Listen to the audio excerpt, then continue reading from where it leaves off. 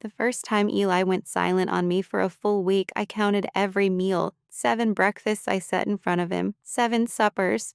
He ate without looking at me once. I was 20 years old. We had been married less than a year. And I remember standing at the sink one of those evenings, watching the water run over my hands, thinking very clearly and very calmly that this was simply what marriage was, that the coldness, the distance, the sense of being erased inside your own home was the shape of the life I had agreed to. I had agreed to it at 19, in a simple ceremony, in front of a community that had raised me to believe that a husband's silence was something a wife had probably earned. Stay with me, because what I am about to share about what life inside an Amish marriage truly looked like, from the inside of the kitchen, the inside of the community, the inside of 8 years I will spend the rest of my life making sense of, is going to be harder to hear than most people expect. And if any part of you already knows this feeling, if you have ever made yourself smaller inside a space that was supposed to be home, then this story is going to feel familiar in a way that might hurt a little. My name is Leah, and this is Hannah the Amish Girl, the channel where I say the things my community spent years making sure I could not. I grew up Old Order Amish in a quiet district in central Pennsylvania, the kind of place where the land is genuinely beautiful and the rules are older than memory. And I lived inside an Amish marriage for 8 years before I walked out in the dark with one bag and a jar of coins, and nowhere certain to go. If this is already reaching something in you, please subscribe and tap the like button and tell me in the comments where you are watching from. I read everyone. Here is what outsiders rarely understand, and what took me years after leaving to be able to say out loud. In the Amish world, a husband's authority over his wife is not a personality trait or a preference. It is theology. It is the architecture the entire household is built upon. The Ordnung, the unwritten code that governs every detail of Amish life, makes it plain. The husband is the head. The wife is the helper. He answers to the bishop and she answers to him, with no path of appeal that does not first pass through the very man she might need to appeal against. And when a wife steps out of line, and stepping out of line can mean something as small as speaking with too much confidence at a family meal, or buying a different brand of flour without permission, or arranging for her sister to visit without asking first. Her husband is not only allowed to correct her, he is expected to. The community does not call this harm. It calls it discipline. It calls it love. It calls it a man doing his sacred duty before God. I married Eli in early spring when I was 19 and he was 26. Our courtship had been short and I thought I knew him. He was steady, soft-spoken, a hard worker, the kind of man the older women in our church pointed to when they described what a good husband looked like. The first months of marriage were awkward in the ordinary way of two people learning each other's edges. But somewhere around month 9, something shifted. I had spent a little egg money on fabric for a new dress without telling him first. Plain blue fabric, the same shade I always wore. And when I mentioned it at supper, Eli set his coffee down very slowly and looked at me the way you look at something that has let you down past the point of surprise. He said quietly that I was not to make any decision about what came into or left that house without his word. He did not raise his voice. He did not need to. and I apologized before I had even finished understanding what I was apologizing for. That was the first lesson. The correction was quiet and certain and immovable. There was no shape my response could take that the community would not have already labeled as sin. A wife who argued was prideful, a wife who explained herself was rebellious, a wife who wept was manipulative. By the second year, the rules had multiplied into a structure I could feel pressing on every side of me. I could not visit my mother without telling him first. I could not write a letter without him reading it. The money from the eggs I sold at the roadside stand went directly into his hand, and he decided what, if anything, came back to me. Now let me tell you what correction actually looks like inside an Amish home, because the word covers far more ground than most people on the outside have any reason to imagine. The first level is scripture. A husband opens the Bible at the kitchen table and reads verses about submission, about silence, about the woman deceived in the garden. Reads them aloud and slowly while his wife stands and listens. He does not raise his voice because the book does not require it. The second level is erasure. He stops speaking to her entirely, not for hours, but for days, sometimes weeks, moving through the house as though she does not occupy it, eating the food she cooks without lifting his eyes to her face. In a world where a woman's entire identity is her household and her husband's regard, being made invisible by the one person whose sight is supposed to matter most is its own particular kind of slow damage. The third level is confinement. He decides she may not attend Sunday service. He decides her buggy stays in the barn. He decides she may not go to her sister's quilting or her mother's table or any gathering where she might be seen by someone who might ask her a question he has not approved. She becomes confined to a house she has scrubbed clean with her own hands.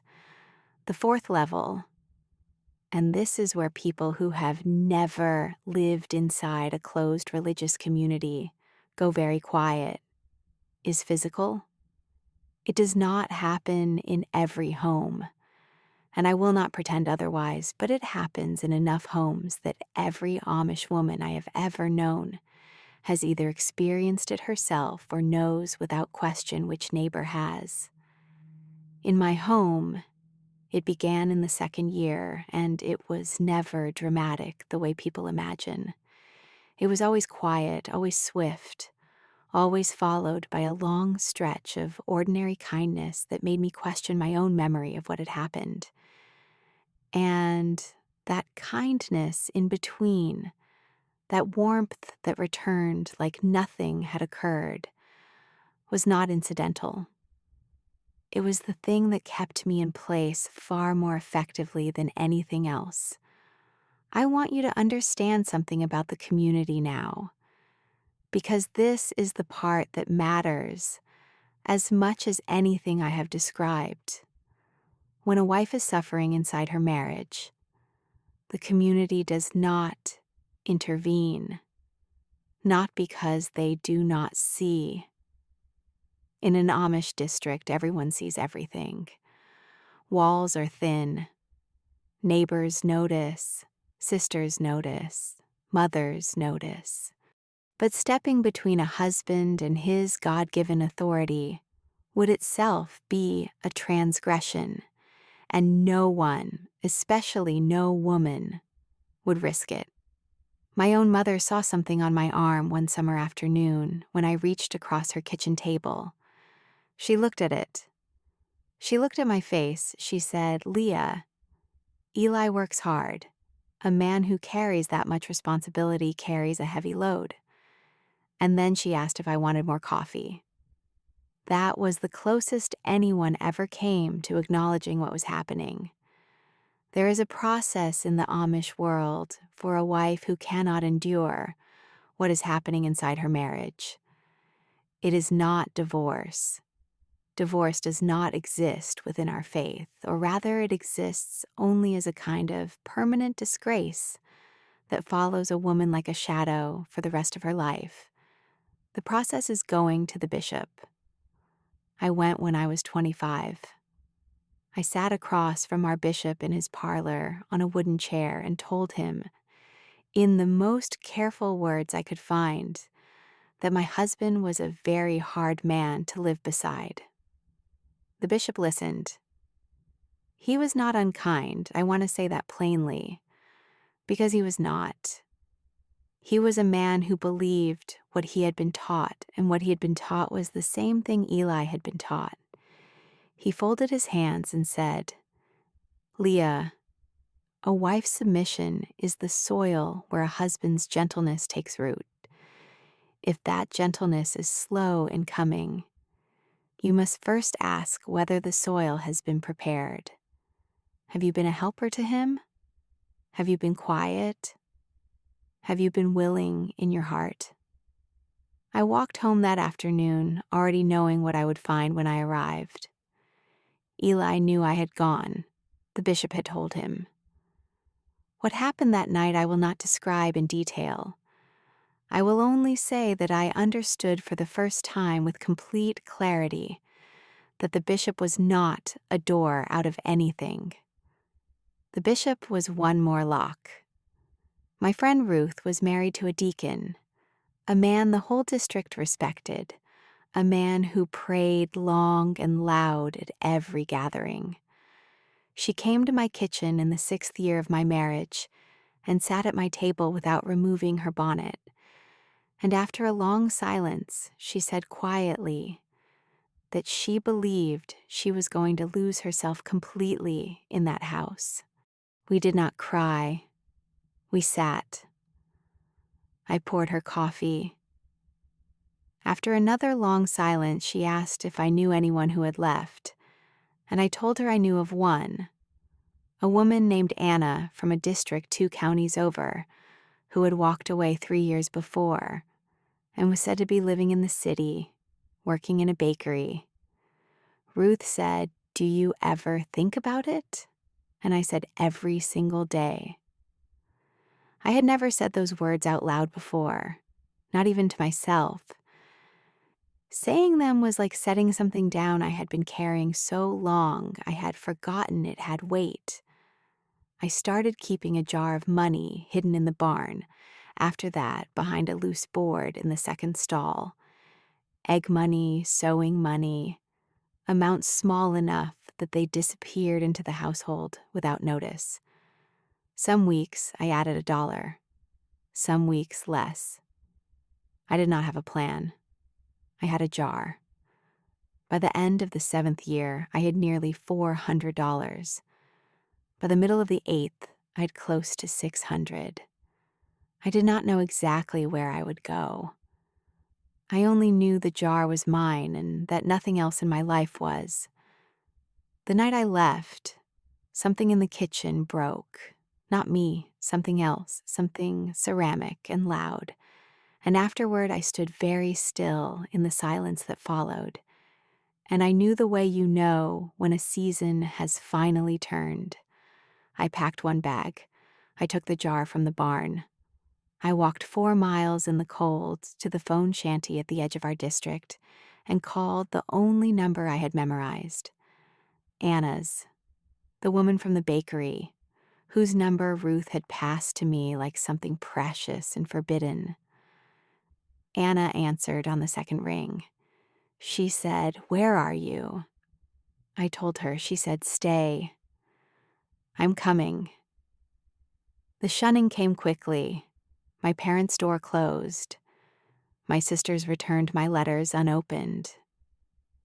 The bishop sent word through a neighbor that I was no longer welcome in any service in any district that recognized our church. Eli told the community I had been seduced by the world, that I had abandoned my sacred vows, that I was a woman who had chosen pride over God. I lost everyone. I lost the language I had grown up inside. I lost the rhythm of every season I had ever known, marked by shared labor and community and the sound of 100 voices singing the same slow hymn in a barn. What I gained was harder to name at first. A small room above a bakery, a job washing dishes, a therapist who used words I had never heard: coercion, isolation, trauma bond, and who helped me understand that what had happened inside my marriage had a name in the outside world, and that name was not simply marriage. There is a moment I return to often. About a year after I left, I was walking past a paint supply store in the city, and there was a woman inside standing at a wall of color samples, just choosing, standing in the ordinary light of a Tuesday afternoon, and choosing a color for a room that was hers. I stopped on the sidewalk and could not move because I was 28 years old, and I had never once in my life chosen the color of anything. Not a wall, not a length of fabric, not a single afternoon of my own time. My therapist said something to me not long after that I have not been able to put down since. She said, "Leah, control almost never introduces itself as control. It arrives dressed as love, dressed as order, dressed as the will of God. And by the time you recognize it for what it is, you have been living inside it so long it feels like the walls of the house." I do not hate the world I came from. I want to say that clearly because it is true and because it is complicated to be true. The Amish world gave me a work ethic that has carried me through every hard year since I left. It gave me a faith I have been slowly rebuilding in my own quiet way. It gave me a mother and sisters whose faces I still carry. But it also gave me 8 years inside a marriage where my voice had no weight. My choices belonged to someone else. And the God who was supposed to be my comfort was used instead as the reason every door was locked. There is no theology that requires a woman to be afraid inside her own home. There is no scripture that makes her silence holy. There is no faithful husband whose faithfulness depends on his wife disappearing. If you grew up somewhere that called your fear respect, that called your smallness virtue, that called your disappearance devotion, I see you. You were not foolish. You were not weak. You were surviving a system designed to make survival look like sin. Tell me in the comments what part of this stayed with you. And if you are ready, tell me your story. I am here and I am listening. The full Amish Insider Guide is in the description if you want to go deeper. And if you want to keep hearing the truth from behind the prayer cap, subscribe to Hannah the Amish Girl. There is still so much I have not yet said. Until next time, your freedom is worth more than their comfort.